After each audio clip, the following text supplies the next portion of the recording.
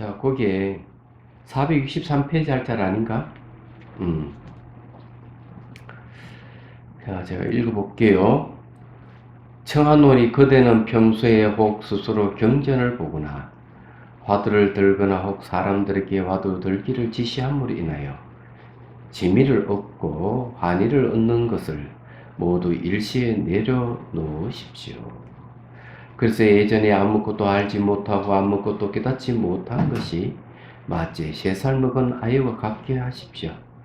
성품과 의식은 있으나 전혀 움직이지 않게 되거든 도리어 공부에 요긴한 길을 구하려는 한 생각이 아직 일어나기 전을 향해서 잘 살펴보십시오. 살펴보고 더욱 근거가 없어져서 마음이 더욱 답답하여 편치 못함을 깨달을 때에 놓아서 느슨하게 하지 마십시오. 이러한 경지가 않는 자리에서 모든 성인들의 정상을 뛰어넘는 것입니다. 이건 전문 시간에 했던 내용이에요. 자, 464페이지. 가끔 도를 배우는 사람들이 많이 이러한 경지에 물러서 버립니다. 그대가 만약 믿는다면 다만 공부에 요긴한 길을 지시해 주기를 구하는 한 생각이 일어나기 이전을 향해서 살펴보십시오. 살펴보면 훌륭히 잠을 자다가 꿈을 깨듯 할 것입니다. 이것은 잘못된 일이 아닙니다. 묘의가 평소에 공부를 지어서 힘을 얻은 것이니 그대의 확실한 뜻을 알기 위해 진흙을 묻히고 물을 뒤집어 쓰면서 이 한바탕에 허물을 바칩니다. 이거 외에 달리 지시할 것이 없습니다. 만약 달리 지시할 것이 있다면 공부의 요긴한 길이 아닙니다. 이것도 전문 시간에 한번 다 얘기했던 내용들이네요. 그래서 여기 이제 공부의 요긴한 길을 지시해 주기를 바란다면은 그런 생각이 일어나기 이전을 한번 살펴보라. 그것이 이제 자기의 이제 본래 면목의 자리다는 걸 얘기를 하고 있는 것이죠. 자, 오늘은 466페이지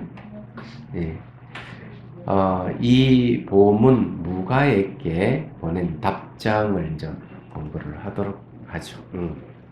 466페이지요.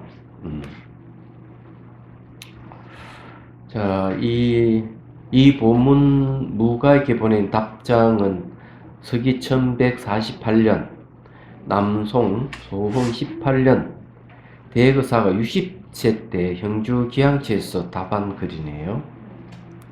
자, 보죠. 지난날 보내온 편지를 받아보니 타고난 바탕이 어둡고 우둔하여 힘써서 닦아 지내지만 마침내 뛰어넘어 깨닫는 방법을 얻지 못했습니다 하니 내가 과거에 상경사에 있을 때 부 계신의 질문에 답한 것이 그대의 질문과 똑같습니다. 능히 어둡고 둔함을 아는 사람은 결정코 어둡고 둔한 것이 아닙니다. 다시 어느 곳을 향해서 뛰어넘어 깨달음을 구하고자 하겠는가. 자, 이 내용이 상당히 이제 중요한 이야기인데, 사람들은 수행을 하다 보면은 이게 앞뒤가 꽉 막힌 같이 진전도 없고 그런 경우가 있죠. 그러면은 아이고 나는 뭐 바탕이 이래가도 어둡고 우둔해서 안 되는갑다 이렇게 생각하는 사람들이 많다는 것이죠. 얘기하자면. 근데 여기에 이제 주목할 것은 자기가 지금 이렇게 바탕이 어둡고 우둔하다고 하는 것을 자기가 안단 말이에요. 이 아는 것이 이제 중요한 거예요. 이건 이제 해강 반조라고 그러죠. 자기 자신을 잘 알고 있다 하는 겁니다. 내가 하고 있는 것을 내가 아는 것이 아주 중요해요. 얘기하자면. 그래서 이런 사람은 둔한 사람이 아니다. 이제 이렇게 얘기를 하고 있는 것이죠. 수행은 항상 밖에서 찾는 게 아니고 안에서 구해야 돼요. 그래 자기의 모습을 자기가 알아야 돼요. 그래 보통 이제 자기가 하고 있는 행위를 자기가 아는 것을 삼파타나티라고, 빠자나티라고 얘기합니다. 삼빠자나티. 알면서 행한다. 이런 말도 하죠. 사실 이 정도 되면은 벌써 이제, 그 지혜가 생겼다고 보는 게 맞아요. 삼빠자나티 내용이 이제 무상고 무아에 대한 거거든요. 보통 경전에서 보면은, 모든 건 변하는 것, 그 다음에 변하는 것은 항상 하는 게 아니기 때문에 만족스럽지 않는 것, 그걸 고라 그래요. 만족스럽지 않는 것을 내 마음대로 할 수 없어서 무아라고 이제 이렇게 얘기합니다. 그런데 이제 물론 이 보문이라는 분은 이렇게 뭐 무상고 무아를 아는 건 아닌 것 같고요. 일단은 자기가 잘 안 된다 하는 걸 스스로 알고 있을 정도면 그렇게 우둔한 사람은 아니다는 걸 좀 대선사가 얘기를 하고 있습니다. 자, 그 다음 구절을 보죠. 467페이지. 사대부가 이 도를 배우는데 도리 어둡고 우둔함을 빌려서 도에 들어가야 합니다. 참 이런 그 코칭은 참 대단하다고 생각을 해요. 본인이 이제 어둡고 우둔하다고 얘기를 하고 그걸 자기가 알고 있다면 오히려 그걸 빌려서 도에 들어가야 한다 하고 길을 제시를 하고 있죠. 딴 데서 구하지 말아라, 그죠? 만약 어둡고 둔함을 집착하여 스스로 말하기를 나는 도를 배울 능력이 없다 라고 한다면 어둡고 둔함의 마군에게 보습된 것입니다. 대개 평소에 지견이 많았어. 깨달음을 구하는 마음이 앞에 있어서 장애를 짓기 때문에 자기 바른 지견이 앞에 나타나지 않습니다. 이 말은 이제 뭘 얘기하는가 하면은 그런 거죠. 나는 도를 배울 능력이 없다. 이렇게 자책하는 것은 마군이 포섭된 것이다. 이제 이렇게 얘기를 합니다. 대개 이제 여기 이야기한 대로 얘기하면은 그 머리가 좋은 사람들 이런 분들이 지견이 많기 때문에 깨달음을 구하는 마음이 앞에 있어요. 오히려 그것이 이제 자기를 장애한 것이다는 걸 얘기를 합니다. 그래서 이제 잡다한 지견이 많기 때문에 바른 지견이 앞에 나타나지 않는다 하는 거죠. 이러한 장애도 또한 밖에서 온 것이 아니며 또한 별다른 일이 아닙니다. 다만 능히 어둡고 둔함을 아는 주인공일 뿐입니다. 명확하게 핵심을 잡아서 얘기한 것은 자기를 되돌아보고 있는 이 어둡고 둔하다고 아는 그 놈. 그게 이제 바로 주인공이라는 것을 일깨워 주는 것이죠. 요 이제 두 가지를 이야기는 하나는 그 아둔하다. 그거 하면서 자기 공부가 안 되는 것에 대해 한탄하는 사람이 있고 또 한편은 지견이 너무 많았어. 오히려 그 지견이 많아서 깨달음을 구하는 마음이 앞서다 보니까 또 깨달음을 얻지 못하는 이런 두 가지를 얘기를 하고 있습니다. 그런데 이 두 가지는 알고 보면 공통되는 게 있죠. 내가 아둔하다는 거와 깨달음을 구하고자 하는 마음이라든지 이런 것은 결국 어디서 온 거예요? 밖에서 온 것이 아니고 자기 자신이 바로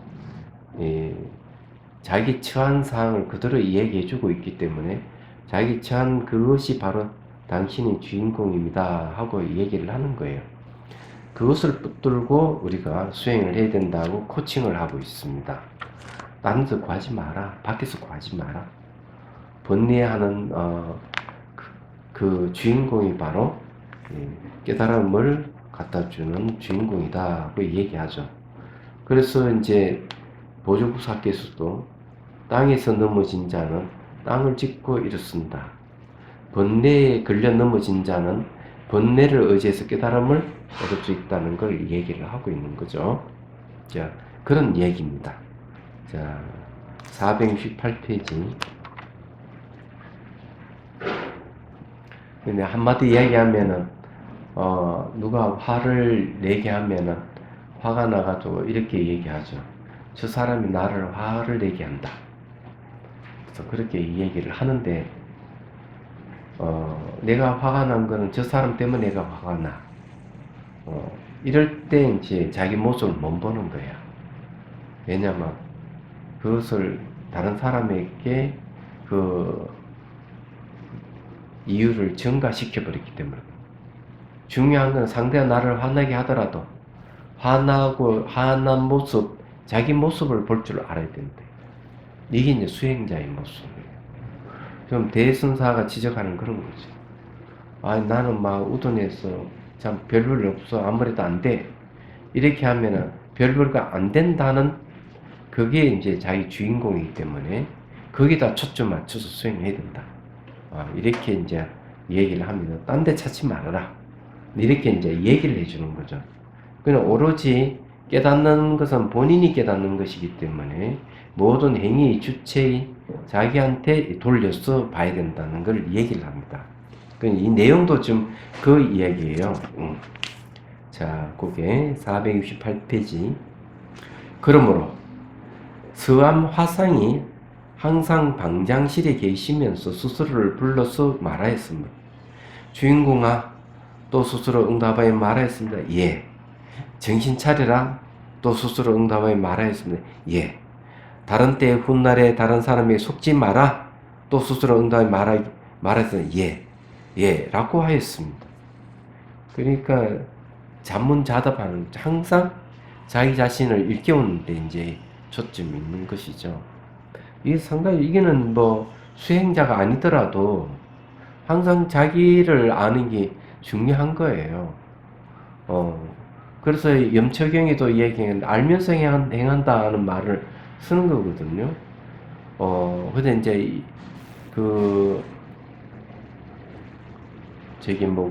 내가 미얀마에서 수행할 때, 한 교사님이 이제 찾아와서, 출가를 하셨어요.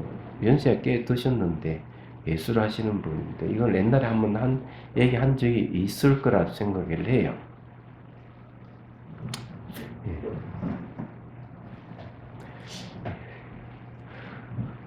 그건 이제 이야기가 그런 내용이에요.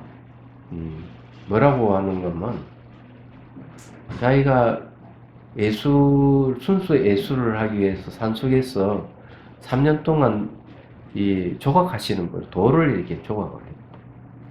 어느 날 돌을 다 조각을 하고는 이렇게 글상에 앉아가지고 아주 맛있게 담배를 탁 피웠다는 거죠. 담배를 탁 피웠는데 갑자기 이분은 깜짝 놀란 거예요. 그 놀란 이유가 아주 단순했어요. 내가 언제 담배를 피웠지? 내가 담배불을 붙이는 것도 기억이 안 나고, 담배불을 붙인 거 기억이 안 난대. 자기 너무 놀랬다, 이게. 그래, 막 담배를 갖다가 땅에 그냥 떼기를 쳤어요. 이유는 간단한 거죠. 내가 하고 있는 것을 내가 알아야 되는데, 왜 내가 하고 있는 행위를 내가 왜 모르지? 이거는 문제가 있다는 자각이 오는 거죠. 그러고는 이제 모든 걸 다 접어버리고 미얀마로 수행하러 오셨습니다. 왜 당신은 왜 출가를 했습니까? 왜 수행을 합니까? 내가 물어보니까 그 얘기를 합니다. 내가 하고 있는 걸 내가 알아야 되는데, 내가 하고 있는 걸 내가 모르는데, 이거는 살아도 삶이 아니지 않습니까? 이렇게 얘기합니다. 이 대승사가 얘기하는 게 똑같은 내용이에요. 우둔하다 그러면은 그걸 밖에 찾지 마라. 우둔하다고 아는 사람은 우둔한 사람이 아닐 뿐더러 아니다. 우둔하고 아는 그 놈이 주인공이다. 그걸 잡아서 당신은 수행해서 도에 들어가면 된다. 이렇게 얘기를 하고 있는 거죠. 맞잖아요. 맞는 얘기. 그래서 이게 이제 수암 스님이 이야기하듯이 주인공아에 속지 말아라 예. 날마다 이 산문 자답하면서 자기를 일깨우는 훈련을 하는 거 좋잖아요. 그건 지혜가 생기면은 자기가 하고 있는 걸 자기가 알아요. 그러니까 그것을 산 빠져났디라고 얘기를 한다고 제가 얘기했죠. 염초경 이제 공부할 때 그게 나올는지 모르겠네요. 예. 근데 이제 항상 자기가 하고 있는 걸 자기가 모르면은 자기 문제는 반드시 남에게 전가하기 마련이에요. 저 사람 때문에 화가 난다. 저 사람 때문에 일이 안 된다. 저 사람 때문에 불편하다. 자, 이렇게 얘기를 하지만은 결국 자기 문제라고요. 예. 자, F부터 다행히 이런 본보기가 있으니 천천히 이곳을 향해서 이것이 무엇인가 라고 이끌어 살펴보십시오. 그래서 우리 저기 보면은 이런 화두도 있죠. 부모 미생전에 나는 누구인가? 부모로부터 태어나기 전에 나는 누군가? 이렇게 묻잖아. 맞잖아요. 항상 밖을 대상으로 하는 게 아니고 안을 대상으로 해야 된다. 그래서 수행이라 하는 거는 고진멸도 사성기에도 보면은 이 고통의 원인이 어디 있는 거 안에 있어요. 탐진치라고 하는 안에 있는 거죠. 그래서 보조국사에 늘 밖에 찾지 마라. 안에서 구해라. 이렇게 얘기를 하는 거죠. 달마스님도 그렇고 부처님도 그렇고 조사스님도 똑같은 이야기예요.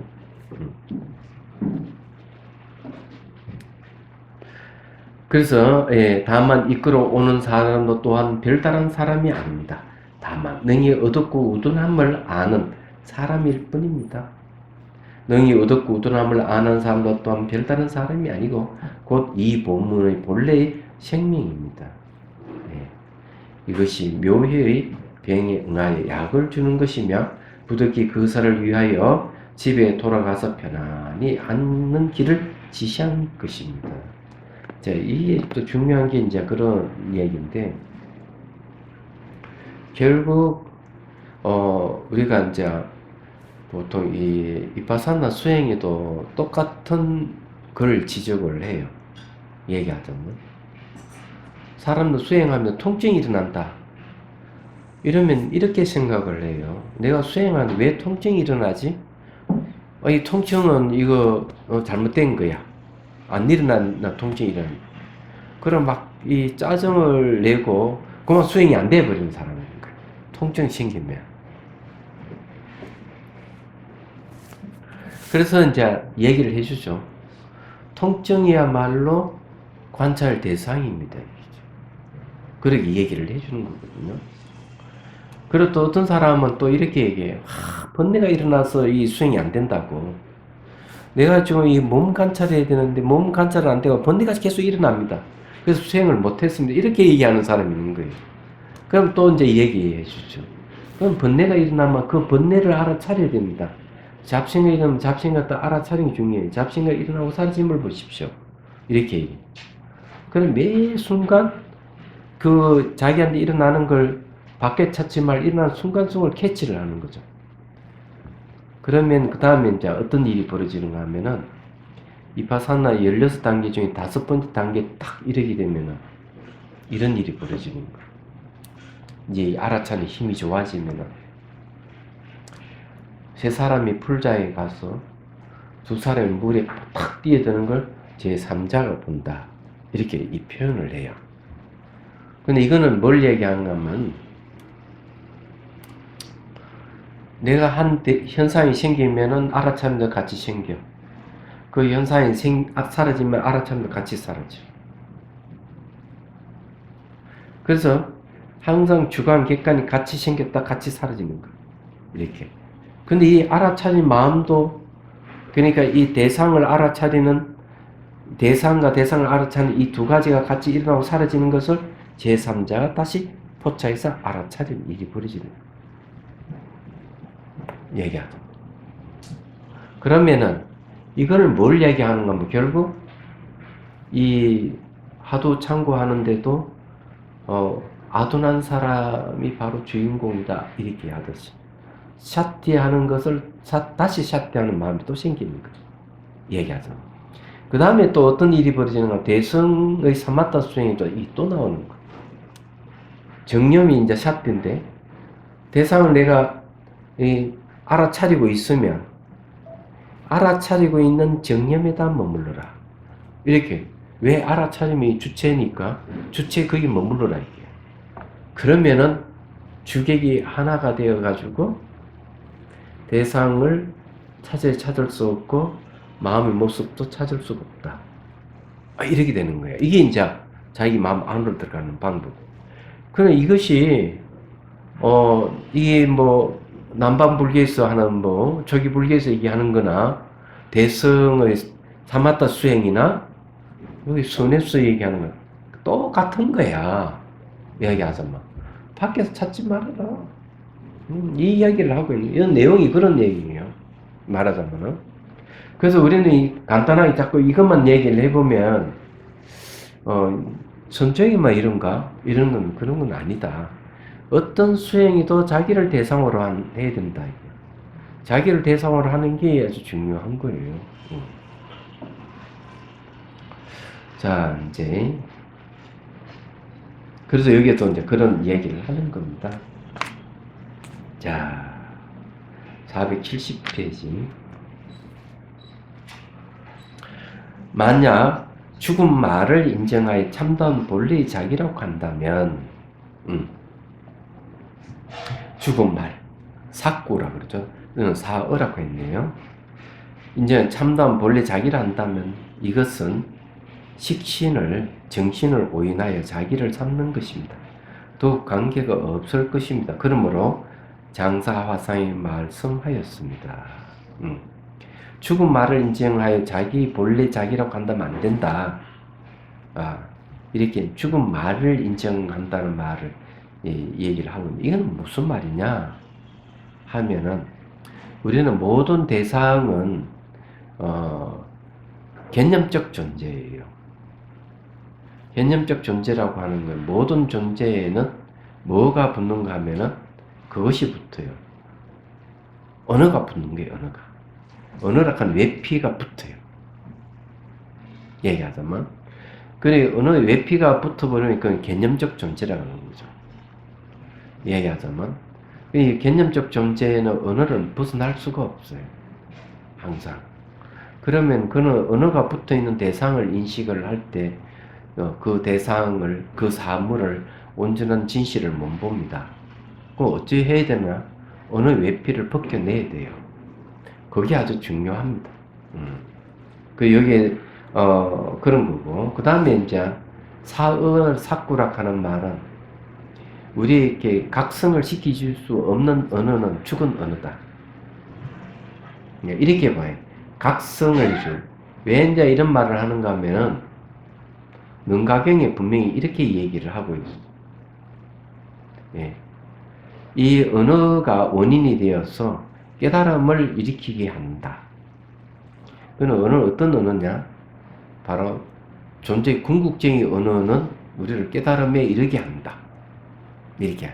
그래서 언어의 대우라는 말을 쓰잖아요. 탁 말을 던지면 듣는 순간 탁 깨달음이 오는 이유가 그런 거예요. 그러면 그거는 살아있는 언어가 되는데 죽어있는 언어는 깨달음을 일으키지 못하는 거예요. 그러면 죽어있는 언어예요. 그건 사꾸라고 하는 맞죠. 자, 장사화상이 말씀 들어보죠. 도를 배우는 사람이 진리를 알지 못하는 것은 다만 종전의 식신을 오인하기 때문이니 식신이라고 얘기하는 건 여기 말한 대로 정신을 얘기하죠. 이 식신을 한량없는 세월 생사의 근본이건들 어리석은 사람은 본래인이라고 부르네라고 하였습니다. 식신의 특징은 뭐냐면 이게 식하는 거는 알식자다는 대상을 인식하는 걸 이야기합니다.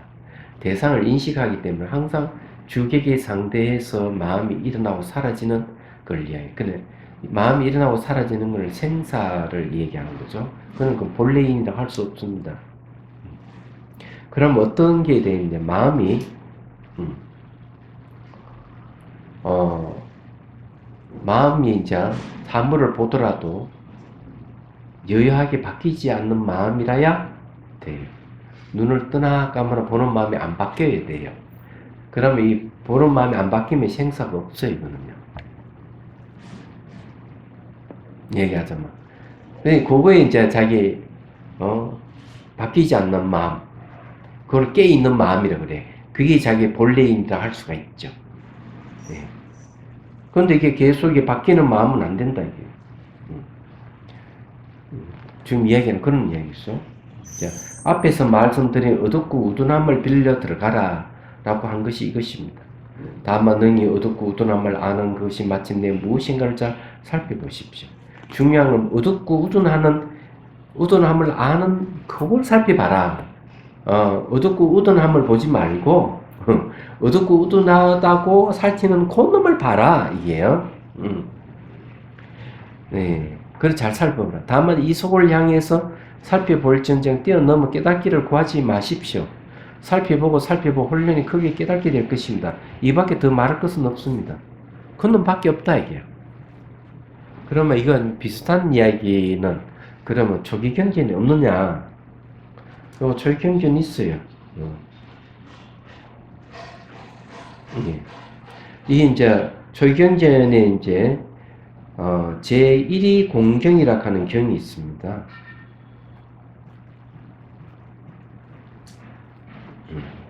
제1위 공경. 제1위 공경에는 어떤 말을 얘기하고 있을까? 제1위 공경은 이렇게 얘기를 하고 있어요. 보는 주체가 없다. 보는 자가 없다. 네. 보는 행위만 있다.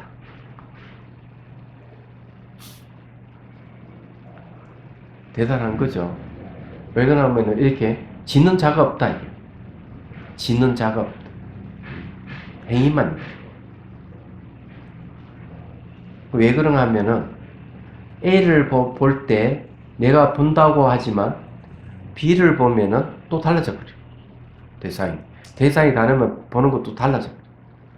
왜냐하면 이 보는 것이 볼 때마다 달라져 버려. 그러니 그 안에 주체가 없다. 비었다. 그래 공이란 말을 쓰니까. 너무 간단한 이야기예요.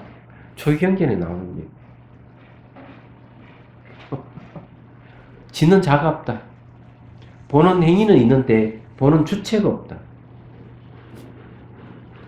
보는 주체가 있다 그러면 A를 봐도 B를 봐도 똑같은 큰 놈이 봐야 될 건데 볼 때마다 달라져 버려요. 그런데 보는 행위는 그대로지만은 잘 생각해. 보는 거는 그대로인데 보는 주체가 없다 얘기죠. 그걸 무아를 얘기하고 공을 얘기하고. 그 요원 내용이 이거 당신 거 살펴봐라 이게. 우둔하다고 하는 그걸 잘 살펴보십시오. 그럼 혼련이 이거밖에 없다 이게. 이 혼련이 깨달을 수 있다 이게. 너무 간단하게 얘기하는데 이게 초기경전에도 나오는 얘기예요. 그래서 이게 여러 개 나온다고 해가지고 부처님 가르침하고 위배되는 것이라 생각하면 안 되는 겁니다. 그리고 또 부처님이 가르쳐주지 않는 더 특출한 걸 가르친다 생각하면 안 되는 거예요. 부처님 손바닥 아니에요. 얘기하자면. 이게 대단한 거죠. 그래서 이제 이런 게 한 번은 저게 뭐고 이빠사나 선사하고 해국의 선사 하고 이제 대담에서 비슷한 얘기 나온 거죠. 한번 말해 보십시오. 말하는 자가 누굽니까? 자꾸 이렇게 얘기를 했는데 그럼 남방선사는 그런 걸 이 선불의 특징을 잘 모르니까 대화가 잘 안 된다고 이렇게 하지만 어찌 보면은 해국 스님이 정확하게 얘기를 하고 있는 말하는 자가 누구냐, 우는 자가 누구냐 이렇게 물어보는 게 있는 거거든요. 그러니 그거는 이런 거하고 관련이 있는 거죠. 그런 얘기가 단순한 게 아닌. 사람도 왜 저런 얘기를 하지? 좀 심오한 뭐 그런 뭐 무한한 공에 대한 얘기를 안 하고 왜 그런 얘기를 하지? 이래하지만 오히려 그런 이야기 더 심오한 얘기지. 부모가 태어나기 전에 당신 누구요? 뭐 이런 묻는 거라든지 당신 말하고 있던 말하는 자가 누굽니까? 이렇게 물어보는 거죠 이게. 깨달은 자는 금방 알 수가 있는. 그러니까 저기 누구야? 저기 그 달마 스님하고 양무제 대화도 그거 나오잖아요. 제가 이래 절을 많이 짓고 많은 사람 출가시키고 저도 보시도 많이 하고 이래 어떠한 공덕이 있습니까? 이래 물으니까 아무 공덕이 없습니다. 양무제가 화가 났어. 화가 나. 당신 누구요? 자기 공덕이 많다 하시면 없다 하니까 화가 난 거지. 인정을 못 받잖아요. 그러면 세속 사람 입장에서 인정을 받아야 좋아하는데 그러니까 화가 나. 당신 누구요? 이래 모른다 이게. 내가 누구라고 얘기하면 아가 있는 것이기 때문에 무아의 가르침에 벗어나는 거죠. 당연히 주체가 없다 하는 걸 모른다는 말이 맞는데 멋진 대답이라 좀 생각해요. 똑같은 내용이 이게 같은 맥락이다 이래 보시면 돼요. 자 넘어가고 뭐 별로 어려운 이야기는 아니지만 진짜 중요한 이야기가 했어요. 대선사가 아주 뒤로 갈수록 핵심을 잡아서 이렇게 잘 코칭하는 멋지다 이렇게 생각합니다. 향시랑 백공에게 보낸 답장을 보죠. 이거는 61세 때 답장이네요. 남송 송 19년입니다. 서기는 1149년이네요. 그러면 벌써 1000년 넘었네. 1000년 전의 이야기군요.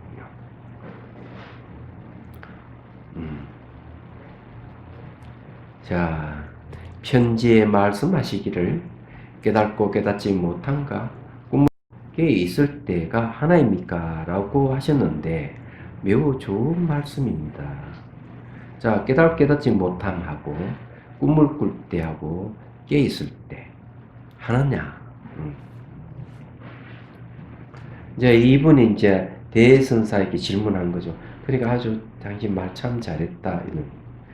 향명노자가 말씀하시기를 그대가 반연하는 마음으로 법문을 들으면 법문도 또한 반연하는 마음이다고 하셨고 또 지극한 사람은 꿈이 없다 하였는데 그것은 있다 없다의 없음이 아니고 꿈과 꿈 아닌 것이 하나일 뿐이라는 말입니다.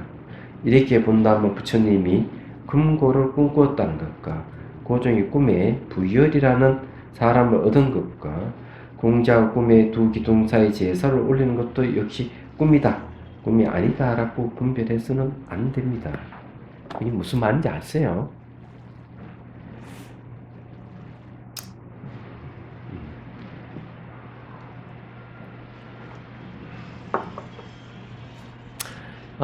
이제 알아야 될 것은 현실과 상상과 꿈은 같다는 걸 빨리 알아야 돼.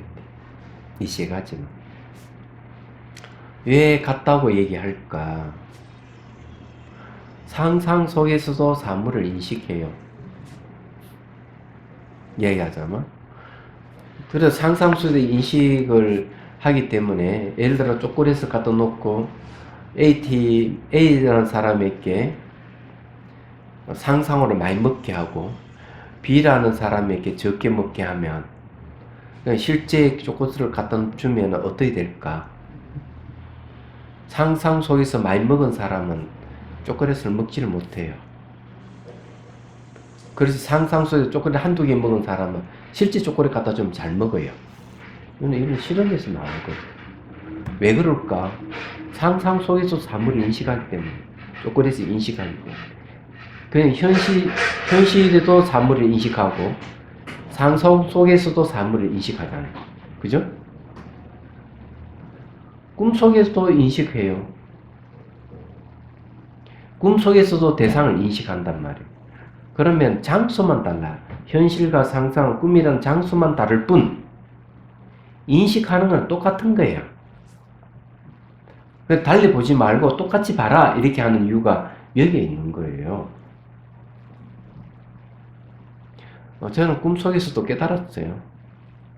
꿈속에서도 막 선문답을 했고, 그럼 좀 깨니까 아무것도 남는 게 없더라고. 그래서 부실하다는 걸 알게 됐어요. 꿈속에서 깨달았으면 성성해야 되거든요. 꿈을 깰 때도 그대로 있어야 된다고. 근데 그렇지 못했어요.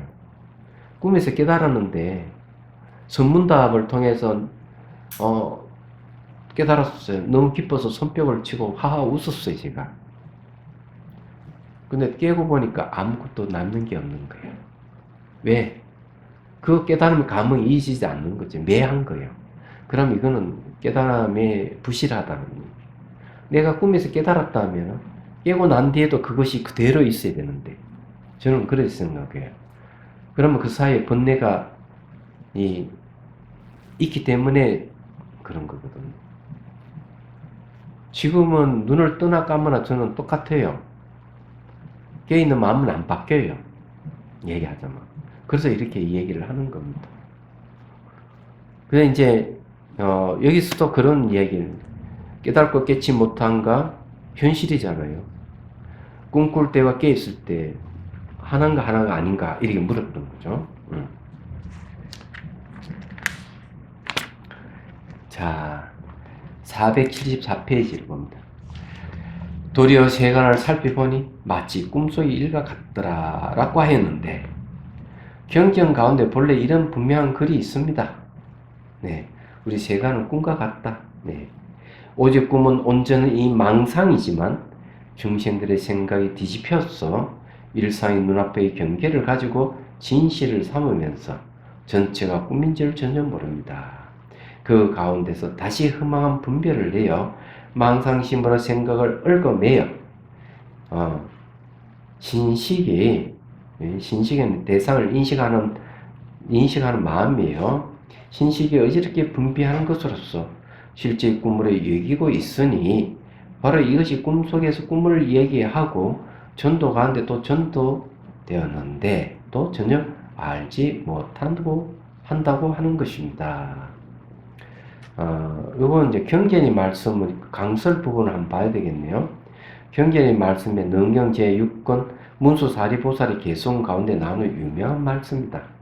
문수보살의 안목에서 보면 세상사는 모두 꿈이건만 이 세상사는 일체를 실체하는 것으로 여겨 지생몽사로 온갖 탐욕을 다 부리며 묘역에 빠져 벗어날 줄 모르고 고통을 받고 있다. 능경 개송을 구체적으로 인용하면 텅 빈 마음이 지극하여지면 온 세상의 강명을 꽉 찬다. 그 강명 고요하면서 밝게 비치는 온 고공을 다 품고 있다. 그런 안목으로 세상을 살펴보니 마치 꿈속의 일과 같더라. 자, 라고 하였다. 깊이 연명하고 사유하면 우리들의 무거운 현실의 삶도 다소 가벼워질 것이다. 자, 이 얘기는, 이 꿈에 대한 얘기는 유명한 개성을 지은 책을 하나 소개를 하자면 설몽세언이라는 책이 있습니다. 혹시 이제 한번 저기 검색해보면 이 책이 나올 거예요. 이 세상이라든지 깨달음이라든지 모두 꿈으로 표현한 겁니다. 얘기하자면은 설몽세언의 저자는 조선 마력의 거사님이에요. 스님들이 또 즐겨 그 시를 읽기도 하고 책을 보기도 하고 그렇습니다. 설몽세언이라고. 네. 그분 이름이 이문데 설몽세언 저자 이름이 각중에 네.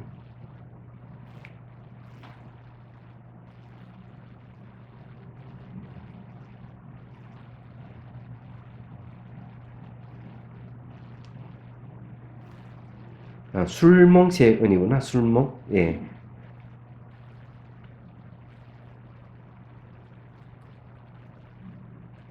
김대현. 월창거사네. 월창거사.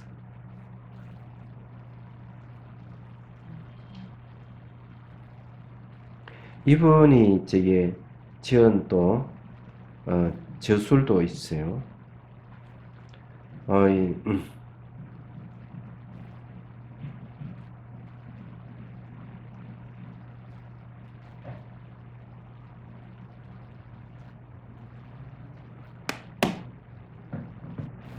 월창거사. 선악인문이라는 책도 있습니다. 책 다 태우고 두고만 남겨놓다지만은, 예, 선악인문이라는 책도 남겨져 있어요. 자, 꿈에 대한 얘기를 좀 하죠.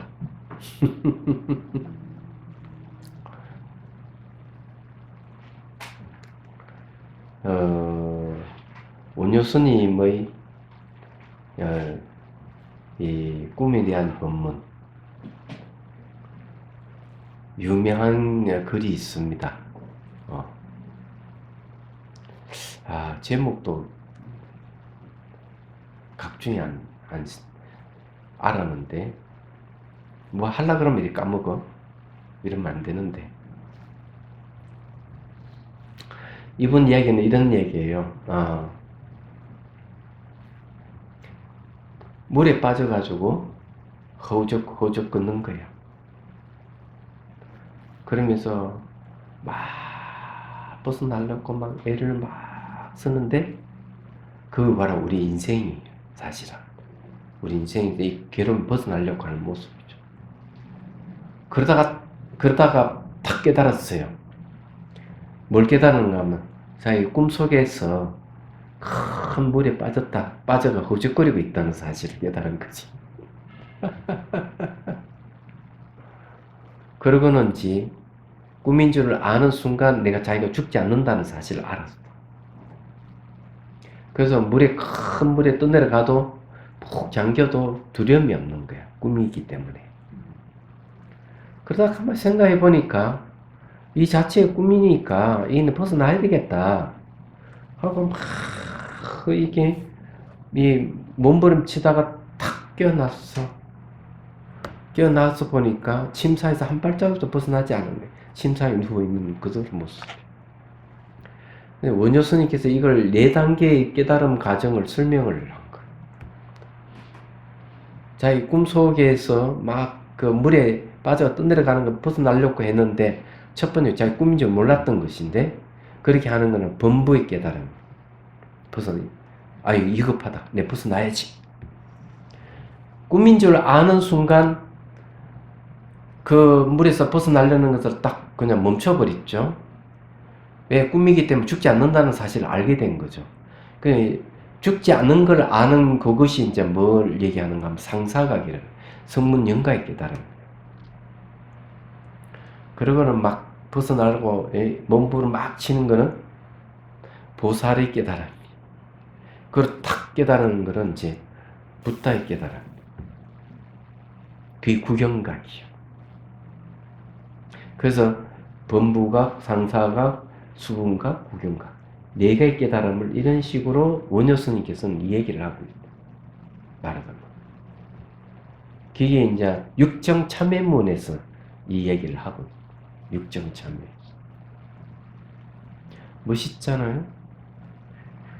그런데 이제 그것을 얘기하고자 하는 내용, 우리가 살고 있는 이 자체가 꿈이라고 얘기를 합니다.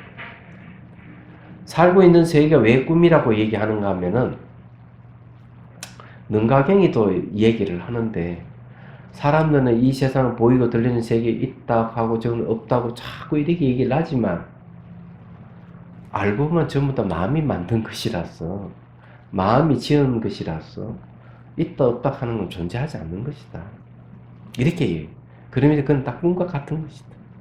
환영과 같고 물에 뜬 달과 같고 거울 속의 얼굴과 같다.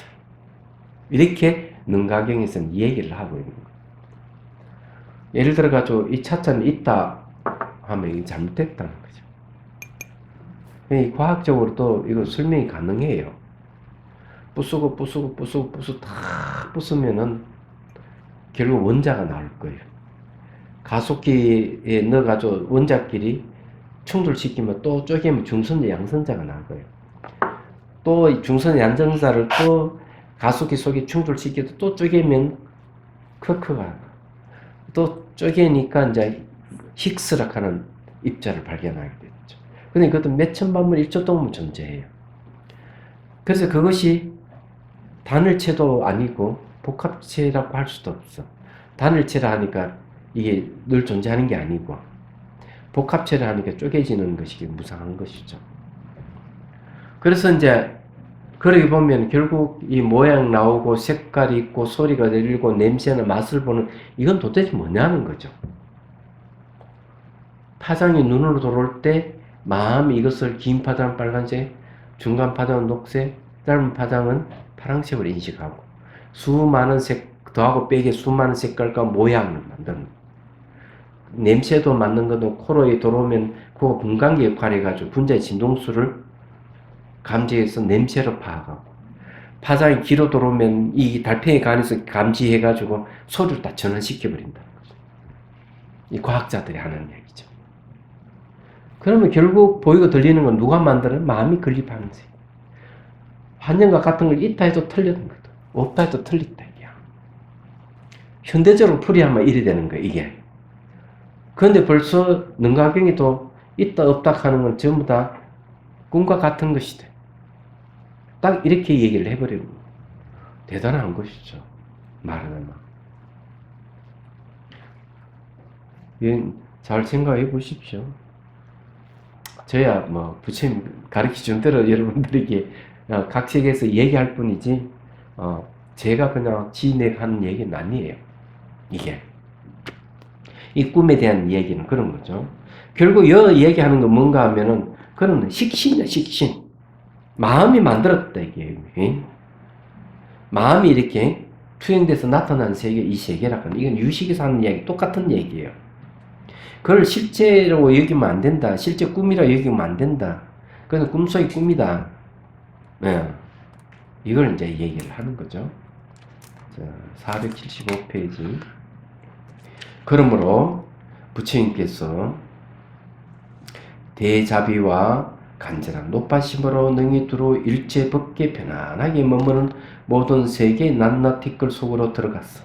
낱낱 티끌 속에서 몽자재 법문으로서 세계의 미신수와 같이 많은 중생이 삿된 선정에 머물러 있는 것을 깨닫게 하여 정정치에 들어가게 하셨습니다. 자, 몽자재 법문인데 원래 이제 이걸 원효 스님이 이게 이제 꿈 이야기도 몽관이라고 했어요. 몽관. 그리고 이제 여몽삼매라는 말도 쓰고 그렇습니다. 그러니까 꿈에 자해제하는 법문인 거죠. 티베트의 수행자들 중에는 늘 꿈속에서 수행하시는, 잠속에서 수행하시는 분이 있어. 참 특이한 분이에요. 자, 봅시다. 이것은 또한 전도된 중생에게 널리 보였어. 목전에 실제 있는 경계를 가지고 알리페 편안하게 머무는 세계를 삼아서 꿈과 꿈 아님이 모두가 환영이며 또 꿈 전체가 현실이며 현실 전체가 꿈이므로 취할 것도 버릴 것도 아님을 깨닫게 하셨으니 지극한 사람은 꿈이 없다라는 말의 의미가 이와 같을 따름입니다. 예. 꿈이 없다 하는 것은 원래 그게 다 실체고 환영이라서 실체가 없다 이런 소리로 꿈이 없다 이렇게 얘기하는 거예요. 그건 지극한 사람은 꿈이 없다. 이런데 제가 이야기하고자 하는 것은 현실이든 꿈속의 일이든 상상이든 인식하는 건 똑같다. 네, 전부 마음이 짓는 일이에요. 이게. 자, 넘어갑니다. 그래도 이제 뭐 조금 더 얘기를 할 필요가 있긴 있죠. 사실은 우리 사회에 일어나는 여러 가지 현상들, 세계에서 일어나는 여러 가지 일들, 이런 것들을 어떻게 바라봐야 되는가 하는 게 있습니다. 그래서 말과 생각을 근거해서 세상을 보면은 꿈과 같다 이렇게 얘기를 할 수 있어. 이 세계는 꿈과 같은 세계다. 말과 생각에 의해가 건립된 세계다. 이렇게 얘기하고 그 다음 말과 생각을 떠나서 이 세계를 보면은 뭘로 보이느냐. 그걸 타타가타라 그래요. 진여로 본다. 윤회하는 것도 하나의 진여다. 이렇게 이제 고통 헤매는 것도 진여다. 이렇게 이제 얘기를 합니다.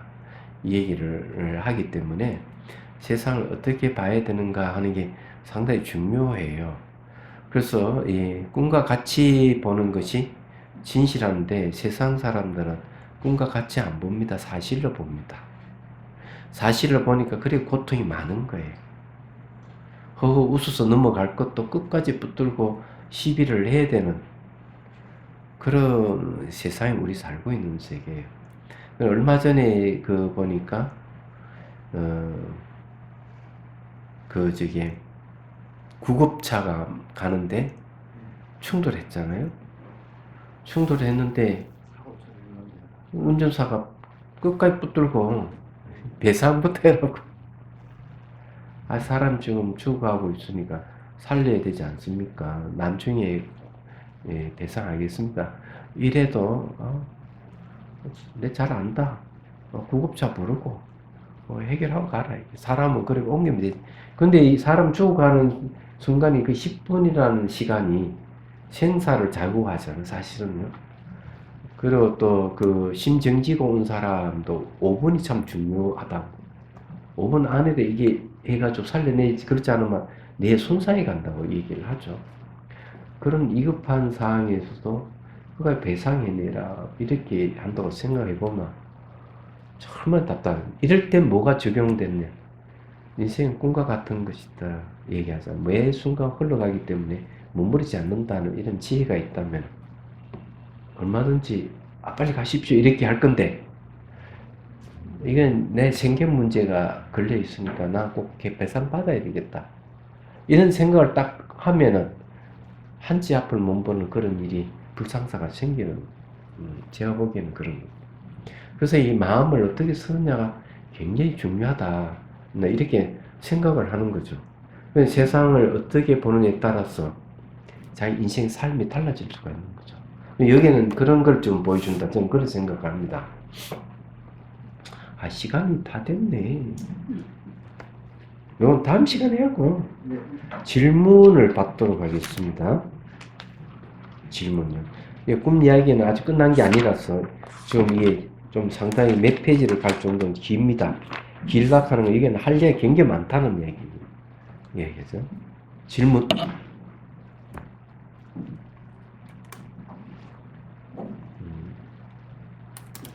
질문 없습니까? 한 가지만 딱 얘기를 할게요. 혹시 저게 꿈을 꾸면서 잘 꿈꾸고 있다고 자각해 본 분 계세요? 계시는구나. 그걸 자각몽이라고 그래요. 자각몽이라고 그러고 수행을 한 사람들은 그런 게 자주 나타나요. 꿈속에서 수행을 하는 모습들이 있기 때문에 자각몽이라 하는 게 상당히 중요한 수행 현상으로 보기도 해요. 이야기하자면 자각몽이 있군요. 그 다음에 꿈은 어느 때 꿨을 때 진짜냐 가짜냐 하는 것도 있어요. 그걸 아세요? 모르시죠? 경전에는 새벽녘에 꿈꾼 것을 진짜로 보고 나머지는 다 개꿈으로. 그런데 새벽녘에 꿈을 꾸는 걸 왜 진짜로 보느냐? 새벽녘에 꿈을 꾸는 거는 애견몽이라고 그래요. 애견. 이 꿈이 앞으로 일어날 예시해주는 꿈이라는 거죠. 왜 그런 말을 하는가 하면은 새벽쯤 돼가지고 의식이 깨어날 때거든요. 의식이 깨어날 때 꿈을 꿀 때는 온몸이 다 이완이 되는 상태에서 그게 이제 나타나는 겁니다. 꿈으로 나타나는 거예요. 의식이 깨어날 때 꾸는 꿈이. 그래서 그거는 애견몽으로 보지 개꿈으로 보는 게 아니에요. 얘기하자면. 그래서 새벽녘에 꿈을 꾸는 것을 이제 그런 거고, 그 다음에 이제 수행자는 꿈을 꿀 때 애견몽을 꾸는 경우 상당히 많습니다. 얘기하자면. 그래서 이제 그 꿈에 보면은 서가모니 부처님 전생이 이름이 뭐더라? 그 연동 부처님께 불이 예? 불이 어? 선해선이 아, 선해. 그 선해 보살이 이제 꿈을 꾼단 말이야. 거기도 꿈을 꾸는데 해안가에 이렇게 탁 누워서 이 바다 쪽을 면에 있는 순한 물고기가 자기 가슴으로 모여드는 거야. 그런 꿈을 꾼 거죠. 아, 신기하다. 이걸 내가 한번 물어봐야지. 누구한테 물어보지? 연동 부처님 출연하셨다고. 내가 부처님한테 물어봐야지.